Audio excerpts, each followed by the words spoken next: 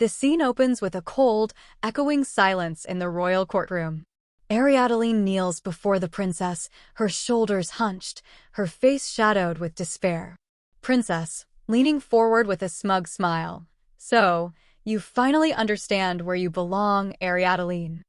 I can almost pity you, but then again, you wouldn't understand that, would you?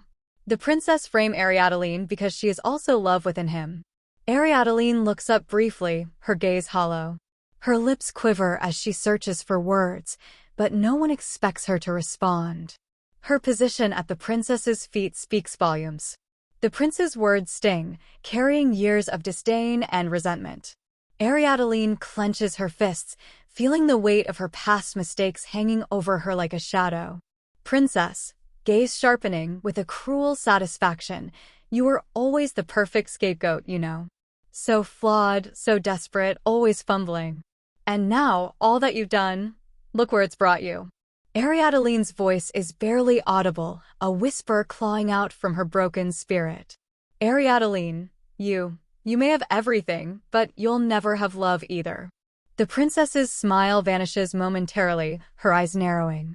She responds with a dismissive laugh, as if dismissing a childish remark. Princess, love? You're even more foolish than I thought. Kindness, loyalty, did you ever think those things mattered? Oh, how naive you must have been. Ariadne looks down, and the memories of her past flicker before her eyes, her husband, who never loved her back. Those are the memories of Ariadne. The mastermind of all of this is none other than Imperial Princess.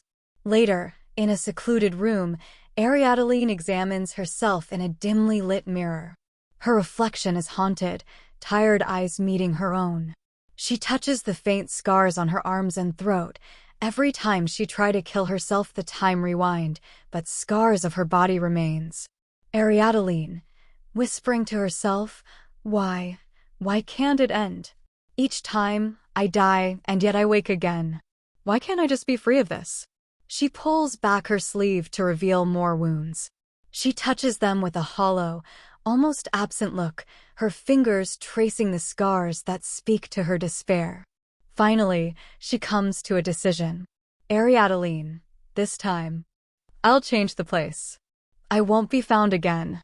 Maybe that will finally bring an end. Ariadne finds herself standing alone in a quiet grove.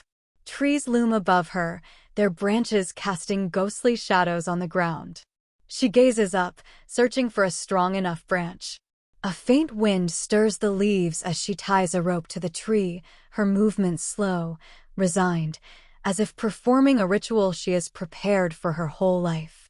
As she stands beneath the branch, preparing to slip the noose over her head, a voice cuts through the stillness. Guard, urgent, surprised, miss. What are you doing? Ariadne turns sharply, her eyes wide. The guard steps forward, noticing the rope and her wounds, his expression softening from shock to concern. Guard, please, what are you doing? You're hurt. Ariadne steps back, panic flaring in her eyes. She knows this is her last moment. She cannot be stopped. She pulls away, breaking into a run. The guard hesitates, watching her flee, confusion and concern etched on his face. Elsewhere, the prince and the saint receive news from the guard. The prince's face hardens with a cold resolve. Prince, Ariadne has caused enough trouble. I should have known she'd attempt something like this. Saint, with a pleading look, Your Highness, I must go with you. Whatever she has done, no one deserves to be left to such despair. I cannot stand idly by. The prince hesitates, but relents as he sees the saint's determination. They set off together, both bound by duty and conflicting emotions. Ariadne ties the rope. Ariadne prepares to throw herself from the branch. The guard catches her in time. And asks, why are you doing this? Ariadne, frustrated, tries to free from the guard. Prince and saint arrived at the scene. The prince draws his sword, cutting the rope swiftly, causing her to fall to the ground, stunned and breathless. Saint, rushing to her side, kneeling down, Ariadne, why would you do this? Ariadne looks up at the saint, her eyes filled with rage, despair, and confusion. She tried to speak but couldn't speak. Saint, let me heal you. Please. Ariadne's breath catches as she considers her words. If she could heal her throat, perhaps she could finally find peace.